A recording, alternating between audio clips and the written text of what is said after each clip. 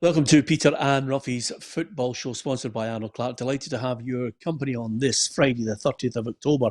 I'm Peter Martin, Alan Ruff, Charlie Adam, and Tam McManus here with us. Lots to look forward to. Subscribe to our YouTube channel if you get a chance, and like, share, and follow us. No surprise that we are celebrating one of the greatest footballers of all time. It's Diego Maradona's birthday, 60. We'll have a tribute to him a little later in the show. We're going to hear from Steven Gerrard. We are going to hear from Neil Lennon. We'll also be in the semi-final camps. Derek McInnes talking about Aberdeen's hopes of getting to the Scottish Cup final. Jack Ross in there. Robbie Nielsen. It's all on the programme, and more importantly, you give us your thoughts on the semi-finals. Premiership football this weekend as well. And of course, last night, looking back, it was an impressive result for Rangers again, albeit it wasn't the free-flowing football we associate with them in Europe over the last couple of weeks, Ruffy. But over and above that, I think Celtic will be happy getting a draw, although they could have had much more. Yeah, I think they could if they'd taken their chances. I think Neil will be disappointed about the two goals. I think the second one was unfortunate, a wee bit of deflection off Duffy's heel. Doesn't seem to be going right for him just now. But I think before the game, if you said you were going to go over there and get something out of it, and we discussed it the other day there, some of us said they could get a draw, some didn't. But that's another story.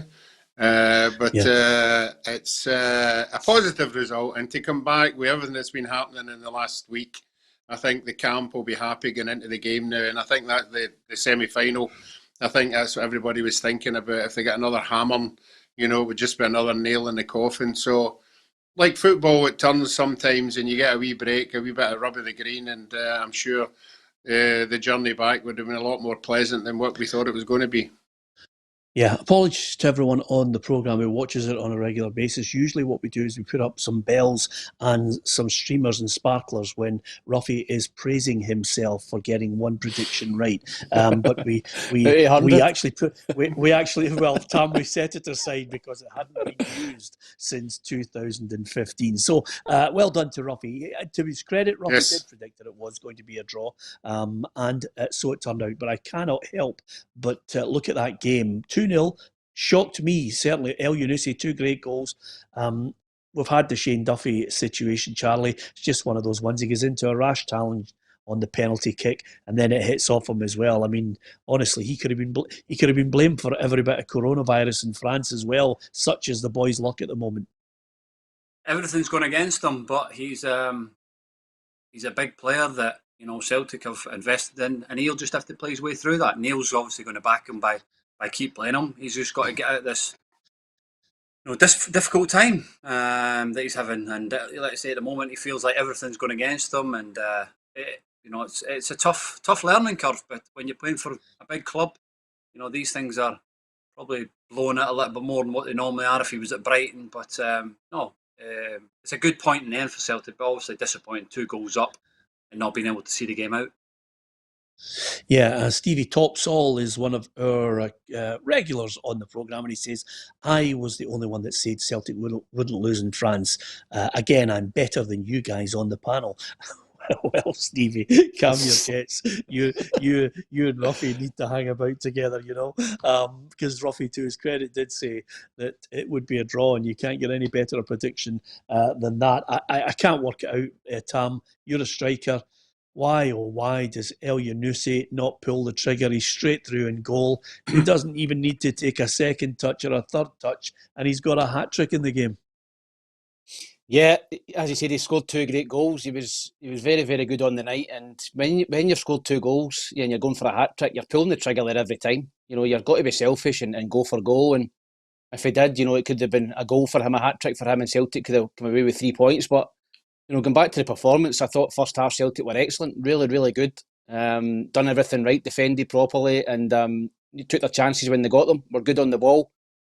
Second half, I think Lille came right into the game. I think, and towards the end, Celtic were hanging on. But Lille are a very good side. They're top of the French league for a reason. They're a good side, and I think if you'd have offered Celtic before the game, a draw, they would have taken it. No confidence certainly coming back for certain players. I thought Callum McGregor was back to his best last night. Thought he had a great game. I thought Shane Duffy was good in the second half. As you said, we bits are going against him just now, but he done well in the second half. He was solid. obviously Elyounoussi getting the 2 goals. There's a lot of positives to take out of it for Celtic. You know, they come away, they didn't get beat, they stopped to rot, and you know, look ahead to the Aberdeen game at the weekend.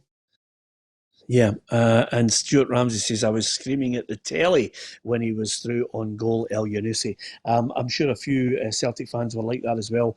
Neil Lennon has picked up on it and says he reckons the team are ready to hit top for him, but he's also mentioned the fact that in this group, the next 2 games against Sparta are crucial. We need to win the 2 remaining home games to stand a chance of qualification or get something in Prague. If we can win in Prague next week, you know, that would open the group up nicely for us and keep us in touch. But I didn't see a lot wrong with the performance. You know, Milan and Lille play back-to-back now, so it's important we try and take as many points off Prague in the next 2 games as possible. Well, if Celtic's PR man is working the way he should be working, he should be able to put down on the table a lot of positives, a lot of positive messages about the way Celtic performed, especially across the broadcast. I think people were glowing in the praise of Celtic going over there and getting a good result in 2-2 against Lille. Here at home, his 21st European goal. He's equalled Ali McCoy's goal-scoring record, albeit Ali's the first to tell you that his goal-scoring record was in the big tournament, the Champions League. But nevertheless, Alfredo Morelos still has to come on and score a crucial goal for Rangers. They weren't quite, Charlie, at their free-flowing best. They kind of huffed and puffed. Lech Poznan had a few chances here and there, but Rangers, with a bullet header from Morelos, good enough to win the game, and that's all that matters. I think like where we start is what an achievement for Alfredo Morelos. 21 goals in Europe. It doesn't matter what level you're playing at, Europa League, Champions League. It's a phenomenal record to get close to Ali McCoy, who's stood for a number of years. And yeah, listen, Rangers never played well. They were a bit leggy a little bit, I felt. But they won the game. It was an unbelievable delivery from Barisic and Morelos, you know, first goal in 7 games, but he's there, he tucked away, great header, and they've won the game and they'll move on to the weekend. And you know, when you're in that type of form, you just keep wanting games and you just churn out results, and they've done that again, you know, last night. Yeah, the one thing I would say, and Charlie, I'll get your thoughts on it first of all, you know, Kemar Roofe scores a great goal last week and everybody was raving about it, and Kemar Roofe would have been hoping that could be shown on the telly for the next 9 or 10 months. And then suddenly up pops Jordi Gomez from Ammonia Nicosia and scores one from even further out and steals his thunder. I mean, honestly, he must be on a complete downer after seeing that goal from Gomez.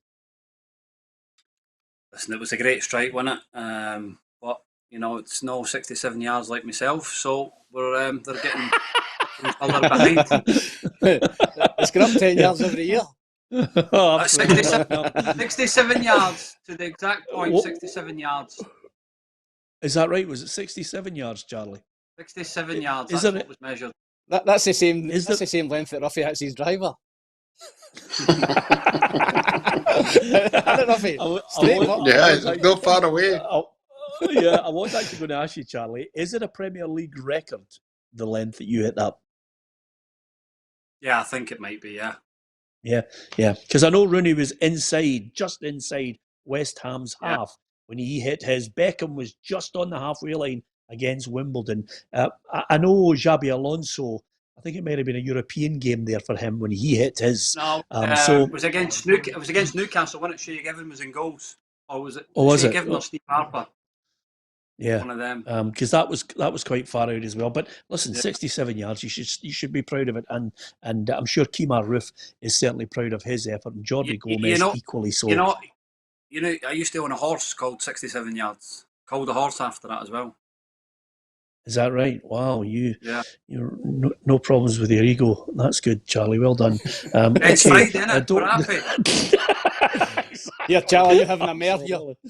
Yeah, no, he's calling his pub 67 yards shortly. Anyway, apart from anything else, good viewing for the Rangers fans. Look at the group table and you'll see Rangers. They are just tucked in behind Benfica. So that's great viewing. Lech Poznan and Standard Liège at this point, pointless. So, it's two good wins for Rangers. As far as the Celtic group is concerned, Neil Lennon did highlight it. You can see here with that crucial point that I don't think too many people gave them a chance of getting, apart from Roughie and Stevie on the messaging there. But Lille still with that 3-point advantage.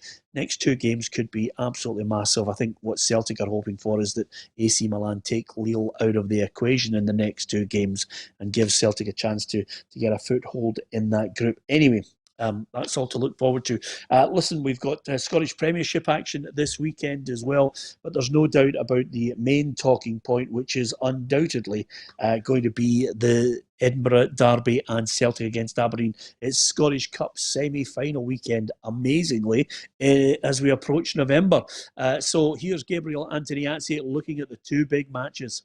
A year like no other will be capped off by a Scottish Cup like no other as the 2020 semi-finals take place at Hampden Park this weekend, 8 months after the quarters.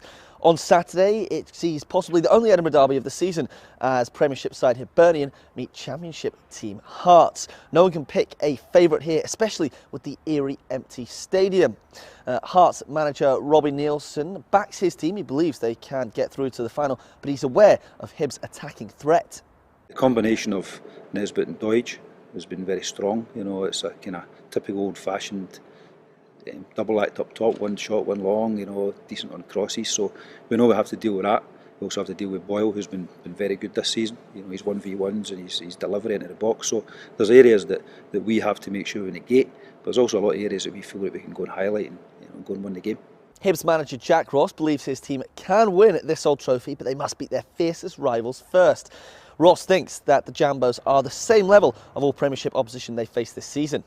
Many more people have commented on what they believe the calibre of Hearts squad to be in terms of being a championship side in name only. The thing for us is that we're coming up against an opponent that will be akin to what we face on a weekly basis and have faced on a weekly basis since August. So that in some ways is good for us. There is no surprise element to the quality of the opposition we'll face. It's been a standard opposition that we've faced over the opening set of league fixtures and we've performed well against that calibre of opposition. Moving on to Sunday, we see a replay of last weekend's stunning 3-3 Premiership draw between Aberdeen and Celtic. Now, the Dons haven't won the Cup in 35 years since the days of Sir Alex Ferguson. Darren McManus' side know that if they do get past Celtic, they'll never have a better chance, although it is a very big task. McManus is relying on his squad depth to take him to victory on Sunday. The fact that I'm going to have a few more options more ready for next week, again, strengthens us when I think the substitutes have been really important this season for all the teams, but for ourselves today, the substitutes played a big part, and having as many good players available for next week's game is very important. I think it's a game we can win, and we've got a fantastic opportunity. And finally, it's Celtic, who have won 34 domestic cup matches in a row. Victory in this competition would see them lift the quadruple treble, something completely unprecedented. Winger Moye El-Yunusi talked to us about the game after his brace last night. I'm expecting the same type of game. They will probably, sit back, defend, and try to counter-attack. So we have to do better than we did last time. I think we controlled the game really well until they got the penalty in the first half. But I think we need to play in fast football as we did today, intensity in our game, with and without the ball, and I think we have a chance to beat them. So 102 teams entered, but only 2 sides can contest the final, which will take place just 5 days before Christmas. Who will be in it? We'll have to just wait and see. Yeah, really looking forward to it. Hearts against Hibs.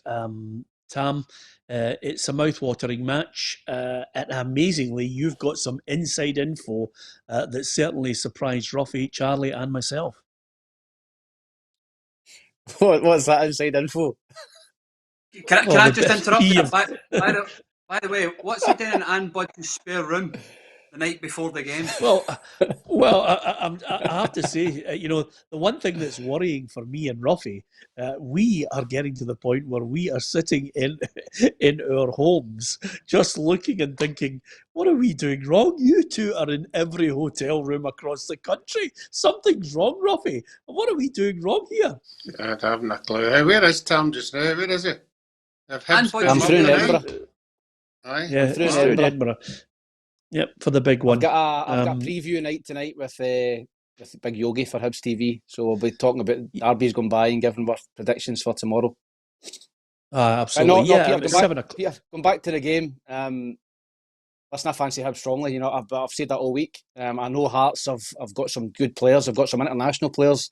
You know, I was looking at their squad. You know, Craig Gordon's a top goalkeeper. Stephen Kingsley, Liam Boyce. But I think that's the only 3 players that we get in the Hibs team. To be honest with you, I think Hibs are stronger in every department. And if they go out and turn up and play the way they've been playing and have the same intensity, you know, on and off the ball, then I can see Hibs winning the game. So it's up to Hibs. I know if I was a Hibs manager or a Hibs player, Hibs supporter, I wouldn't be worrying too much about Hearts. It's about what Hibs do. And if Hibs turn up and play at their potential, they're good enough to go and win the game.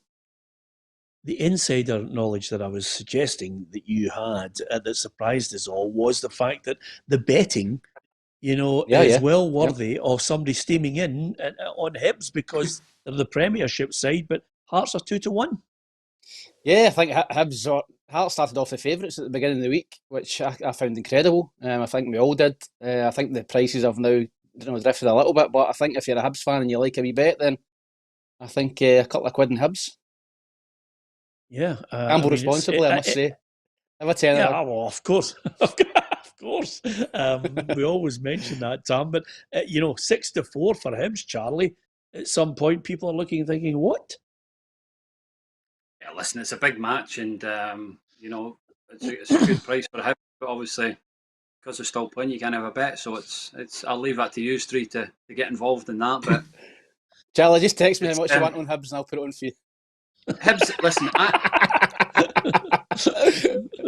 he's joking, by the way, honestly. Hibs are favourites because of how they started the season. They've started the season really well and they have got some good players. But Hearts will, if can cause problems, with the players that they got. So it's a good game and I'm looking forward to watching it. It'll be a good one.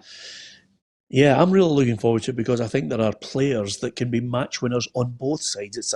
It's one of those games where I think there are good players that excite you. I've watched some Edinburgh derbies, Roughie, and you've been involved in a few, but I've watched some Edinburgh derbies where I've thought to myself, not really any great players that can do something a wee bit out of the ordinary, but I like what Hibs have got. I mean, I like Joe Newell. Tam rightly never stops raving about Naismith as well. And then suddenly you look at the Hearts side, Boyce, you've got Ginnelly and Roberts for the attacking threat down the wings. The boy Kingsley can score a goal as well from a free kick. There are all sorts of little great subplots in this, Roughie. Yeah, I think, and I know Tam's saying that there's only 3 the Hearts team would get in the Hibs side.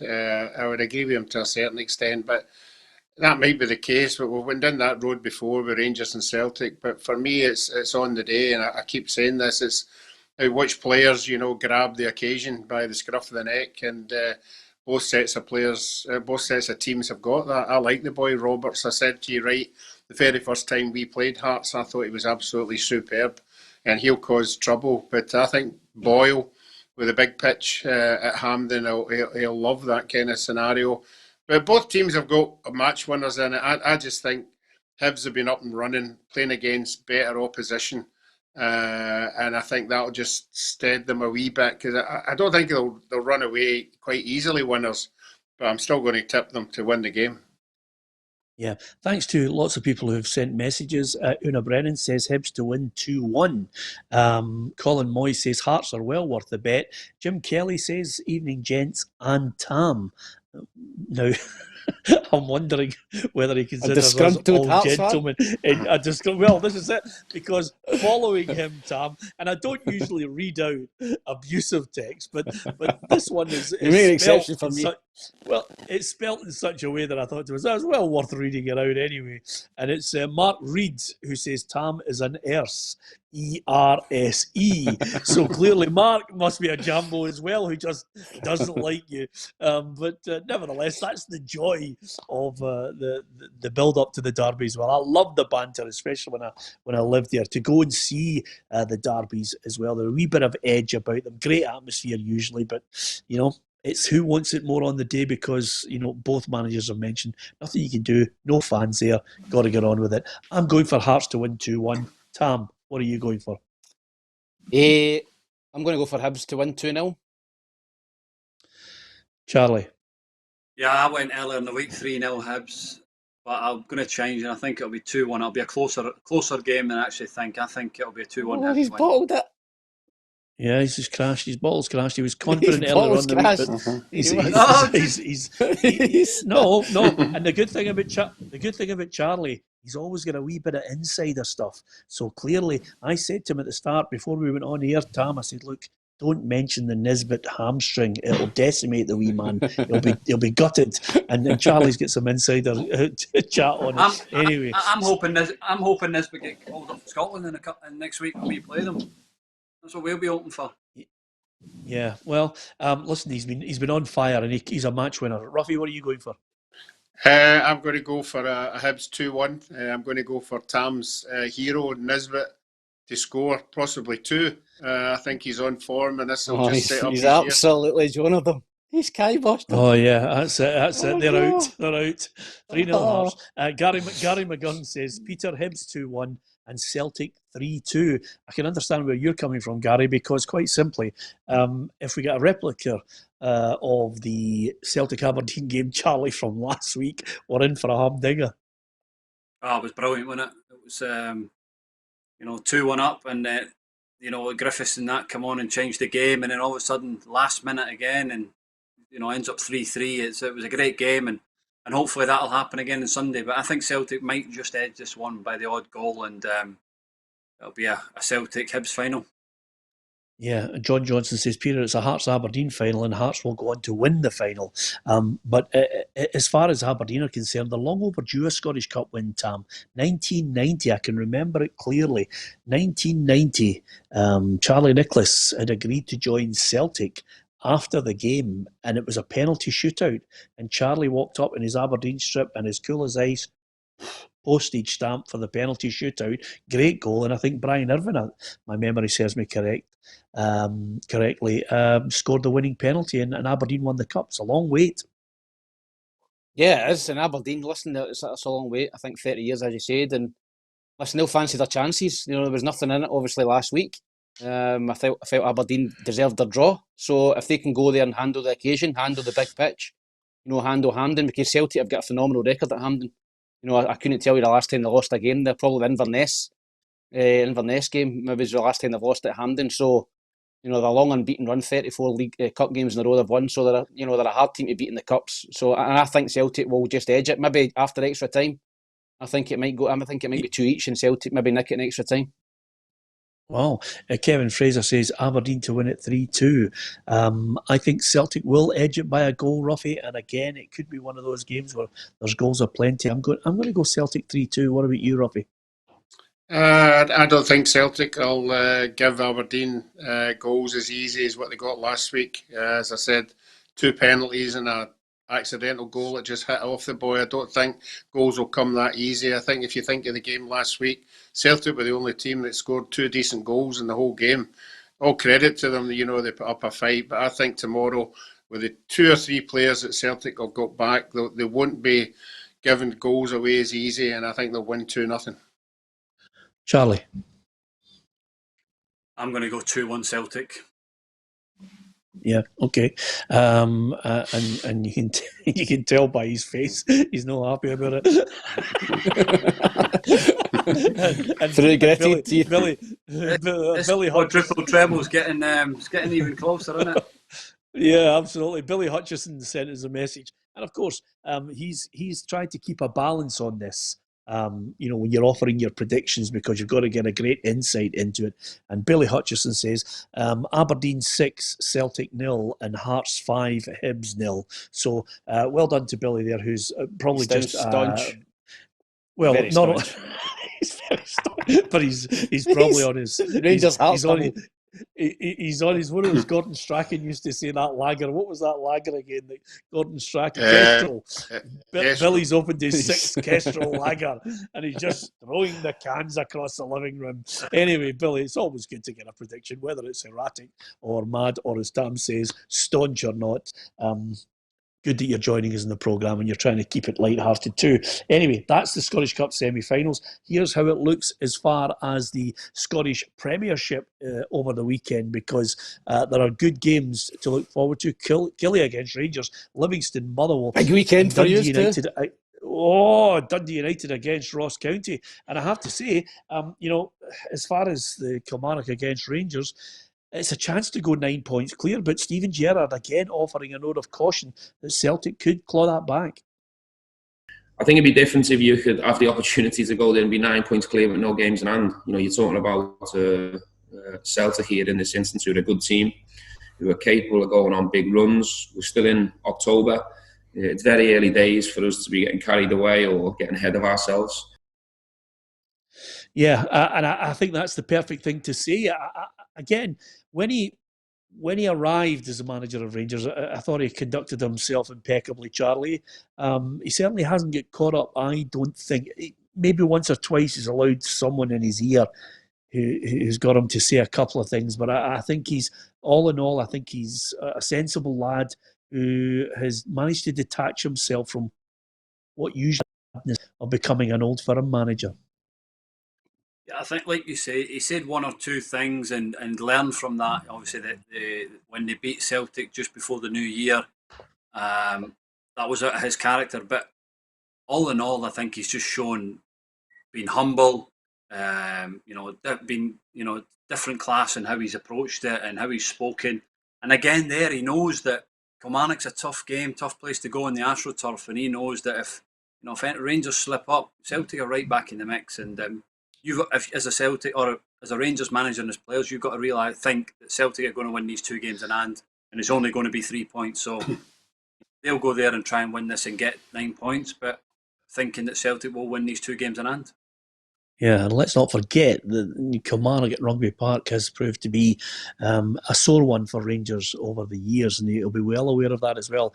Alec Dyer, however, the Killie boss, says that he is preparing for what he believes is a better Rangers side coming to Rugby Park. Yeah, definitely. They're a better side now than they were when he first come in, and even, like you say, last season, they're a better side. They're more organised. They're a confident side because they're winning games and having clean sheets, So we know that confidence breeds good performances, and they're doing that at the moment. I think Rangers will win this one 2-1, Tam. Yeah, I think this is a huge game for Rangers. They've slipped up so many times. When they've had opportunities to really put a lot of daylight between themselves and Celtic, they've slipped up against games that you would expect them to win. And they've had a really poor record against Kilmarnock over Steven Gerrard's whole reign. In saying that, I think they will go down there and eke out a win. I think it'll be a very tight game. I watched Kilmarnock last week against Hibs. Give nothing away. Really, really tight at the back. But I think Rangers will just nick it. I think it might be a late goal. I think it might be a frustrating day, but I think Rangers will win it 1-0. Yeah, Tam thinks it's 1-0. Charlie, what do you think? Yeah, no, I was just going to say exact same. I think Rangers it'll be a cagey affair, and that game it'll take a little bit out of them, but I think they'll nick it 1-0 and I'll go for a Ryan Kent goal. Yeah, okay. Oh, telling us the goal scorers as well, Roughie. That's fantastic, isn't it? Mm-hmm. That's you can't buy this punditry. Charlie, come to the shell. Good lad. Charlie. What minute, Charles? Yeah, exactly. Between about 62 and 68 if you want. By the way, if he does score and it's the only goal, he'll become unbearable next week on the programme. But he'd a kind of a dodgy kind of a couple of weeks, Roughie, just getting used to us. And now he's just I think he's settled in. He's a vital part of the team now. Yeah, he certainly is, and he looks as if he's. I don't know where are you today, Charlie? Are you at home? I'm in Dundee actually. I'm in Dundee.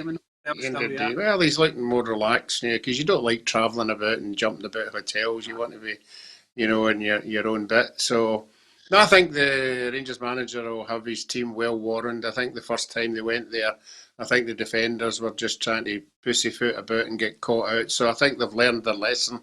And again, another clean sheet the other night. So I'm going to go for another clean sheet. I'm going to go Rangers to win 2-0. Okay, Dan Jimmy says Rangers still need to play Hibs a few times as well. And lots of people giving us their thoughts on what they think is going to happen in that one. Art Monty thinks it's going to be 1-1 in that game. There's lots of twists and turns along the way. Niall says 3-0 Rangers. Rangers are the forum team. Who are we to argue with you, Niall? You're a regular on the programme. And I think we all feel that they could just sneak it. Dundee United against Ross County. Tam, I'm certainly not having their owner asking for government help when they're spending a heck of a lot of money on players, on wages that I'm surprised Dundee United have gone down this road of paying exorbitant fees to players. I just wonder if that'll come back to bite them. Yeah, absolutely. And listen, I've said it in this show many times, Peter. I mean, I think they should be, the amount of money they're paying, players and staff, they should be in the top six. And I do honestly believe that. I think they're paying far more money than the likes of their Kilmarnocks and Ross Counties and teams like that, even Motherwell. So, no, it's a worrying time for Dundee United. They had to spend big to get out the Championship. I think there was a 3.8 million loss, and that was with supporters coming in the door, and getting full houses and the team was going well. This year, no supporters, paying. They've obviously just asked players to take and staff to take a cut now of 20%, but I hate to think the money that Dundee United have lost this year. I think it'll be through the roof, and I fear the worst if I was a Dundee United fan, to be honest. Yeah, 1 win in the last 5. Can I just mention to you, Charlie, and I know this is going to sound a little bit crazy, I watched the game, I was at the game last week when Motherwell took 4 off Ross County, but Ross County played some really good football. They just didn't seem to have that cutting edge in the final third. They've got some good players, but they played some nice football. Peter, they were the same against Hibs the week before, sorry. Yeah, they just don't seem to have that edge in the final third. Yep. If they're a goal scorer, they could be a different proposition, but I like the way Stuart Kettlewell sets his side out. Yeah, listen, he's got them organised, and Ross sure up front will score goals. It's just maybe that final pass or that little bit of quality that they need to go and win some games. But this is an interesting game. This is a big game for both teams, especially for Dundee United, for what's happened in the last week or what's come out in the last couple of days. Listen, it's hard for me to comment because I'm a player, and what's going on in that football club is difficult. But you're only reading what they are, and it is a tough time for them, and it's how the players react to that. Because if the players down tools or they go against it, it will be a difficult situation for them to get out of. But I still fancy Dundee United to get a winner in this game. Okay, I'm going for a 1-1 draw. Tam? I think Dundee will win this, but I think it'll be narrow again. I'm not scoring a lot of goals, not conceding a lot of goals. So I'm going to go for 2-1 to Dundee United. Roughie? I think Dundee United will win it as well. A wee bit worried that their goalkeeper's a star man every week. But I've said it all along, Ross County are in free fall. This is a fixture that Dundee United need to win. So I'm going to go 2-0 Dundee United. 2-0 Dundee United. I'm just wondering, Roughie, sometimes when you look down to the left-hand side and you start smiling, is that because the waitress that you hired has put more gin in your glass, or are you looking at some kind of spread betting app there and smiling? Well, no, just because we all make a prediction. I keep forgetting what we've all predicted, and it's good after all the games finish. We know who's right and who's wrong because I'll just forget. So if I write it down, then I know where we are. So you're actually writing down the predictions on your left hand there? Yes, and the piece of paper I do all my research on. Yes, okay. Oh, wow. So, that's like a stamp, by the way. On the back of my yeah, that Charlie took the word right out of my mouth, honestly. Yeah, here it's here. Let's see. There it is. Can I see it? Hey! That's fantastic. There you are. So, anyway, listen, Peter can't watch Dundee United's manager now since Roughie said he's got a wee whistle. So, it wasn't Dundee United's manager. Was it not Robbie Nielsen you mentioned that to, Roughie?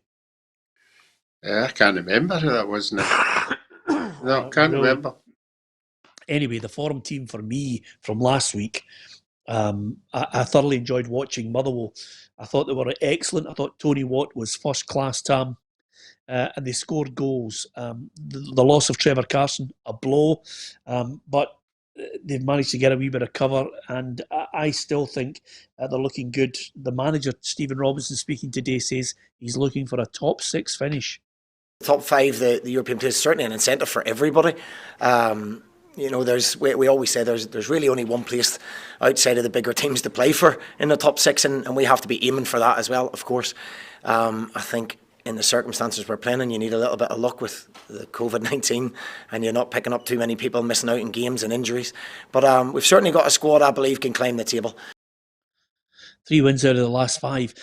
I don't know what it is about them, Roughie. Sometimes I look at Motherwell and I think to myself, I mean, I predicted they would finish top 3 at the start of the season, because I thought they would finish third, because I looked at their young side, the mix, the experience, and I thought they could get off to a good start. But they always seem to have this little blip, and then they get back, and then they start, really motoring. But I really do think they'll have easily be in the top 6. Well, I think they'll be top 6, no doubt about that, but this is another fixture that you're looking at that both of them will be saying, look, we get 3 points here, it will push us right up the league. I'm not going to get carried away with them beating Ross County 4-0, because you've already heard what I think of Ross County. So I think going to Livingston, always dig in, always make it hard for you. I'm going to sit the fence on this one and go one each. Never going to gig up there, ever. Yeah, you'll never be up in Dingwall for a night. Honestly, Do you remember the last time we actually headed up to Dingwall, Roughie? Yes, and he showed us round the whole stadium. He was very nice to us. He's a lovely man. He is a lovely man.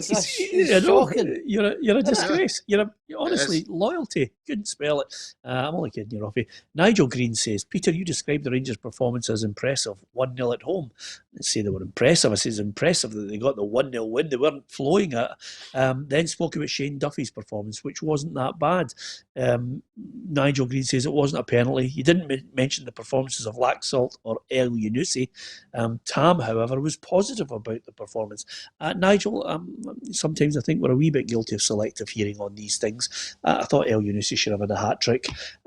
Rangers continue to win games, and especially in Europe, where they have been impressive in Europe. But it's all about opinions. I thought I'd read it out, Nigel, because I am not definitely on this show the light, the way, and the truth, as far as it's just an opinion. Laxalt was outstanding last night. He's a real find. Obviously, he had a hard time in the first game, the Old Firm game, which is a difficult game to come into, but I think every game since he's been getting better and better, and he certainly he's answered the left back problems at Celtic. Absolutely, 100%. By the way, and I actually think they should give Scott Bain the run as the number one. I think he's well deserving of it at the moment. It's good penalty save to get Shane Duffy out of a hole. But I think he's well worthy of it. And Neil Lennon alluded to that fact by saying, he's going to be pushing him for that number 1 jersey. Who gets it over the weekend? Who's going to be in goal in the Scottish Cup semi-final? Only time will tell. So we've done the Livingston Motherwell. I think Motherwell will win this one 2-0. Tam? Nah, I don't think Motherwell will win the game on that pitch. I'm going to go for Livingston 1, Motherwell 1. Oh, good. That's a point so we can get back on him, Roughie. Charlie, what are you going for? I think it'll be 1-1 as well, the pitch, and Livingston will make it hard for Motherwell. Yeah. Roughie? I've already went 1-1. Yep, I think that'll be okay. Can't split the two of them. I'm happy with that. Okay. Yep, I think Tam is more than happy with that. Can I just say at this point, I'm just looking here. I just want to make sure I've got it absolutely 100% correct on this, but I'm just looking at it. Sad news, and this is the thing that, again, on this programme, every now and then you have to mention a few things. By the way, Billy Gilmore, here's the good news first of all. Billy Gilmore has been added to Scott Gemmell's under-21 squad for the qualifiers against Croatia and Greece next month.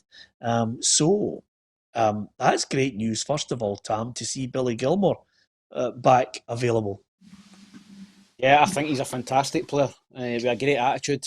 And listen, I think he'll be in the Scotland team for years and years to come. I think he's such a good player, and great news for him. But he's obviously got a bad injury, but he's fit again now, and it makes sense for him to get him back in the under-21. So hopefully he gets game time and he forces his way back into the Chelsea setup. I like Gilmour. Charlie, do you? Yeah, he's a special talent, isn't he? You know, he goes and he receives it. He wants the ball in tight areas. He'll, have to adapt his game because of his, size and his strength. But two of the best players that have played on this planet in the last 20 years are, just over 5'5", 5'6", and Xavi and Iniesta.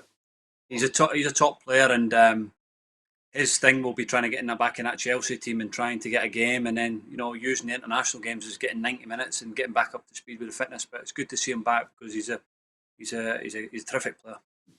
Yeah, Thomas Kennedy says Scotland will have some team in 5 years. Can we wait that long? Anyway, the sad news is Roughie, can he? Roughie's fine. He'll be. Listen, he's 69. He will be flying at 74. I can tell you. There's a good 15 years still in that man. I've never met a man who's so fit and still plays his sport, and of course the golf, and of course he's got a great eye as well, which keeps him young. Anyway, let's crack on. Sad news coming in. Thanks, Charlie. It was a delayed one there. It didn't actually drop with McManus, but it dropped with you. Anyway, some sad news coming in, and for anybody of a certain vintage, in the last hour we've just heard the news that Nobby Stiles has passed away at the age of 78. Nobby had a long illness, but he's a Manchester United and England legend, and anybody who loves their football will look back on his career with great fondness. He's part of that Manchester United side that won the European Cup at Wembley. He's also part of the England squad that won the World Cup at Wembley in 1966. And for any fan of England at that time, and certainly an image that always sticks with me, was Nobby Stiles dancing around Roughie with the Jules Rimet trophy. It's just one of those sights. If you love football, that sticks in my mind. There are moments in that, apart from the hat trick, that the celebration, and of course Bobby Moore's pass for Jeff Hurst for the third one. But Nobby Stiles, I think when you look back at his career, whoa, what a medal haul he had. Yeah, and that's funny enough. That's exactly, as soon as you mentioned him, was the image that I had of him after the game, with the trophy, the socks rolled in at the ankles, and actually just enjoying the moment as he's just a young boy, who just won a World Cup, and you could see the joy in all their faces. But he, more than anybody, seemed to be enjoying that moment more than anybody else. But to do that, and then obviously with Man United and the players that Man United had, that most of them the best, and the Charlton and all that, he was still a massive player for them as well, and very pivotal in everything they done. It's amazing, Charlie, when you think about it. When I mentioned to you, Rangers had a great side in 62. Rangers reached the European Cup Winners' Cup final in 67. Celtic won it in 67. Manchester United won it in 68. You had England winning the World Cup. I think Leeds United got to the Fairs Cup final. Celtic were back in the European Cup final in 1970, and Rangers won the Cup Winners' Cup in 72. At that period, British football dominated European and obviously world football in 66. What a time. Players like Nobby Stiles and so many others that are sadly passing away.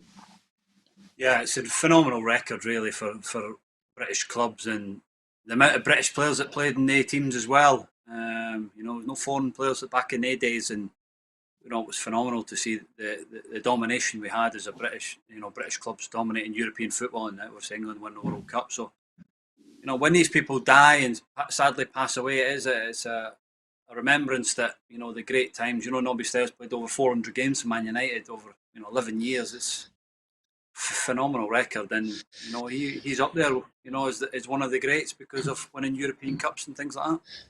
Yeah, Fiona Docherty says, rest in peace, Nobby, and I think that echoes the sentiments of so many people, putting nice messages up about him. But players like that, absolutely love to talk about them, because that's why we put this programme on. We love our football. We love talking about great players, great teams. Incidentally, for those people who are on the list of winning T-shirts, we had a slight problem with our production on them, but they will be sent out to you this week coming. So all the people that won the competition and mentioned various times, like, sharing and following and subscribing, we put out a list of people. Your T-shirts are on the way, so don't panic about that. It was just a little bit of a production getting them out there to you. Okay, we've talked about the semi-finals. We've got everybody's predictions for it. Tam is holed up in a hotel getting ready for a good programme tonight. I think if you're a Hibs fan and you subscribe, great, because Yogi's been a star on that, and you as well, Tam, have been great on that Hibs television. So I think, for a cup warm-up, it'll be great to hear big Yogi ripping into you, and then looking, of course, at the game as well. So good luck to both of you on that. Great to see the two of you together. The only thing is, lots of people are pointing out, Tam, how did you agree to a room with a maroon background? They've obviously looked at the wallpaper behind you, Tam, and they're not, is it? there's somebody. Yeah, absolutely. Nothing like panicking. As far as the weekend down south is concerned, I'm sure Nobby Stiles would have revelled in Arsenal against Manchester United. Of course, it's at Old Trafford on Sunday. Here's how it all looks. Wolves, Crystal Palace, Sheffield United, Man City, Burnley, Chelsea, Liverpool, West Ham is the one I'm going to watch as well. Villa, Southampton, Newcastle, Everton, Man United, Arsenal, Tottenham against Brighton, and Fulham, West Brom. What's game of the day for you, Charlie Adam? Yeah, it's Man United, Arsenal, isn't it? It's it's a big game, and the history of the Invincibles and Sir Alex Ferguson, things like that. But obviously, like to keep an eye on Liverpool, and obviously West Ham, because of David Moyes is there, so it'll be good to watch the two games. Yeah, I'm going to go for United to win it, Tam.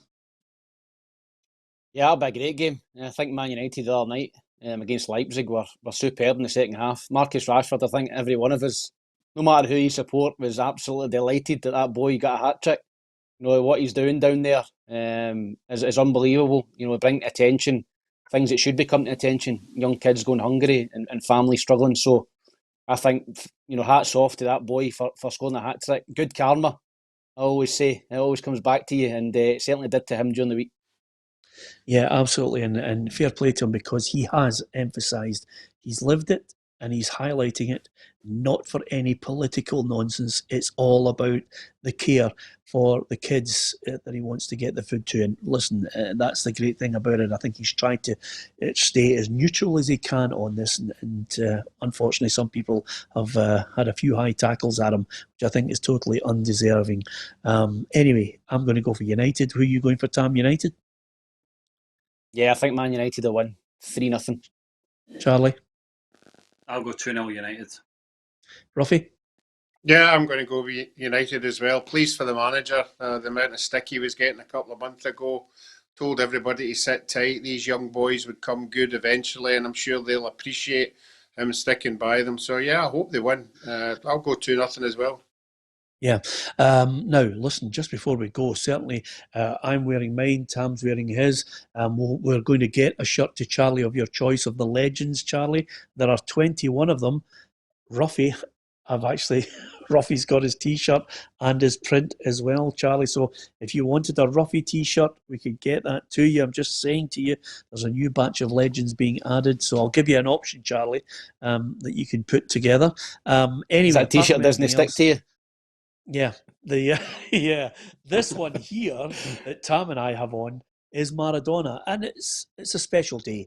Diego Maradona is 60, and as you can see behind me, we've got the canvases which we are selling on our new website. Is launched in the next couple of weeks, and we'll have the new shop with some fantastic items there that you could get in the stocking for your old dad or mum or your sister or brother. If you really, really like them and care for them, you could get them one of these T-shirts of the canvas, Roughie. It's Maradona's 60th, Roughie. I thought we'd pay a little bit of a tribute to the Argentinian genius. The 30th of October marks Diego Maradona's 60th birthday, so let's have a look at some of his best bits. Dubbed El Pibe de Oro, the Golden Boy, he broke through at hometown club Argentinos Juniors before moving to Boca. He then moved on to European giants Barcelona in 1982, leading them to a domestic treble a year later. In '84, he set the world record transfer fee for the second time as Italian side Napoli purchased his services. He'd become a god in Naples, scoring over 100 goals in 7 years at the club. He led them to their only ever Serie A titles and the 1989 UEFA Cup. However, his greatest success was with the national team, where he starred at 4 separate World Cups. At Mexico '86, Maradona captained his team to glory, scoring iconic goals throughout the tournament, where he was named the best player. He later moved to Sevilla before returning to his homeland and Boca, before less successfully trying his hand in management. Maradona is still the most iconic footballer of all time and one of the greatest to ever play the game. Yeah, Gary O'Neill says Diego Armando Maradona is the GOAT. That's according to Gary. It's a great argument, and it just still rages on, Roughie, because here is a guy. Now, I don't know about you, but James Richardson used to present the programme on Channel 4, and I'm talking about I never missed it. When you were watching Italian football, you could not believe what you were watching with this guy for Napoli. He transformed that team. He was unbelievable. Yeah, it was unbelievable. You know, you just the stuff that he did on the park was magnificent. A wee bit like Messi. You know, he could just waltz by people. I think you don't see in modern day football now. You know, he would take on people. Everybody talks about the handball against England, but I think you've got to look back at the goal he scored in that game. It was unbelievable, going by world-class players as if they weren't there, you know, and okay, later in life things went a wee bit pear-shaped for him, but let's enjoy his football on the park. Magnificent. I had the privilege of being on the park when he was 17. He never scored by me, by the way, but I was only on for 45 minutes, so I was glad when I came off at half time. No, you could see then at 17, I think there's a clip where he goes by 3 or 4 Scottish boys as if they weren't there as well. But the highlight for me, and I'm sure that you've all seen it, is the warm-up to the music. When he's warming up to, I don't know what the music is, but it's Life is Life. It's on YouTube. Incredible. If you get a chance to see it, it's just something to just dwell on. Yeah, absolutely. Saw him at Hampden in 1978, says Scott Graham. And of course, he would have seen you for 45 minutes in that game. Charlie, where does he rank for you in the greatest ever? It's hard for me because I'm obviously part of the younger generation, and Messi's the greatest player I've ever seen. But you lads have obviously seen Maradona, Pele, you know, these type of lads, and you know it's easy for him. But I would put him up there with in the top 3. You know, if it was, you know, Messi and Maradona, Ronaldo, you know, he's phenomenal.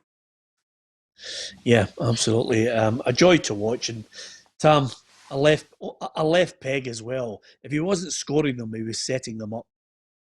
Yeah, outstanding player, Peter, and it really came to my attention when, as I said, I mentioned it last week when I watched the Diego documentary, and you seen him for Napoli. They were going nowhere. They were a mid-table, you know, bang average side, and he went there and carried them to Serie A and won the UEFA Cup. Unbelievable, and he's obviously won a World Cup for Argentina. Plus, I think it's important he was never getting the same protection from defenders as he likes to get nowadays with Ronaldo tackle from behind and all that.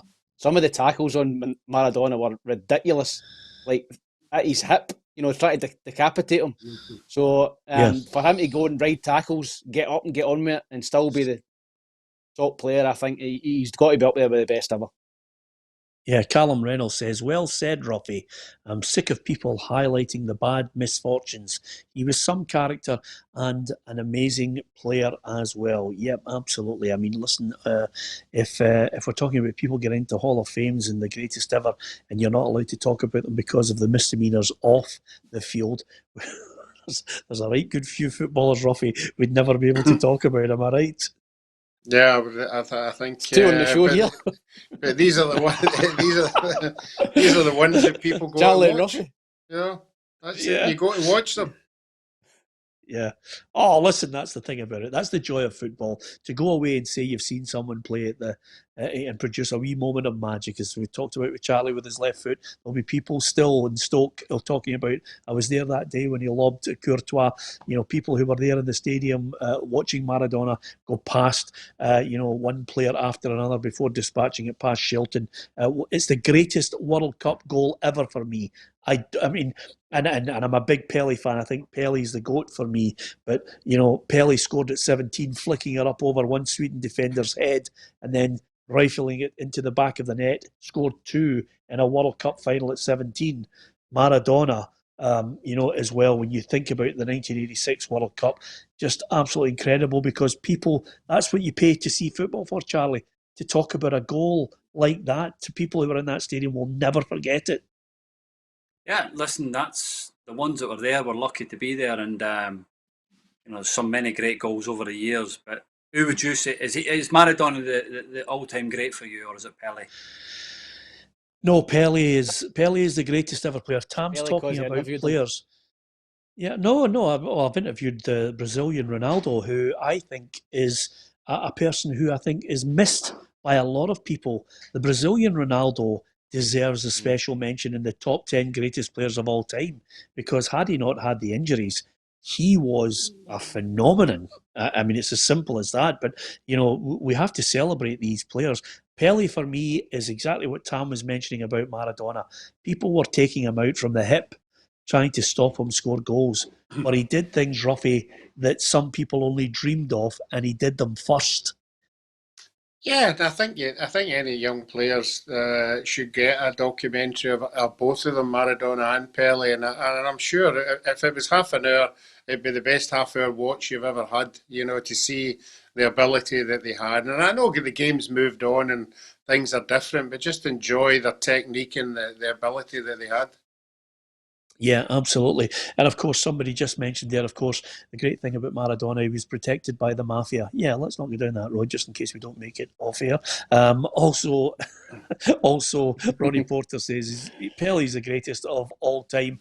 And then right under it, Alison Sarah Carroll says Socrates. Let's not forget him. Yes, any man that makes it a point of telling all the physios and his backroom staff that he must be able to have sex before he played football, Tam, deserves the utmost respect. When people are talking about trying to get themselves at a peak, Socrates was having none of the rules. 100 fags, and of course he was a women's man. That was the good old days. Now you've got to go to bed and eat pasta and all that. Brilliant. I love the way you say, you're talking about pasta, right? Okay, magic. Brilliant, Tam, the way you said that. Anyway, it's all subjective. It's all about football. Hopefully you love your football. Good luck to the semi-finalists in the Scottish Cup. Charlie, are you looking forward to this weekend strutting your stuff again? Yeah, home game against Wraith Rovers. Be a good game. They've had a couple of decent results. They'll probably they want to come and play the total opposite of the way Morton played last weekend. So it was... it'll be an interesting game, good game for us, and if we can get a win, that'll be 2 in the bounce, and we'll push up the league and keep going for next week. Yeah, best of luck to you, Charlie. Hopefully you have another good game and another 30-yarder would do nicely. I leave you with this thought. You might not know, if you're a younger person, you might not know Hector Nicol, but he used to actually record more than a few football songs. And if it all goes pear-shaped, tomorrow at about 7 o'clock for Tam McManus, I'll be sending him a Hector Nicol song just to make his journey back home that little bit sweeter. Who's it going to be? Is it going to be the Jambos or the Hibbies that are happy, the Dons fans or the Celtic fans? Good luck in the semi-finals, and of course we'll bring you all the reaction on Monday's programme. Hopefully you can join us then. We'll look back over the Premiership. Will Rangers go 9 points clear? And what about the people taking their place in the Scottish Cup final? Will it be Celtic, Hearts, Hibs or Aberdeen? That's all to look forward to. Have a great weekend of football from everyone here. Thanks for watching.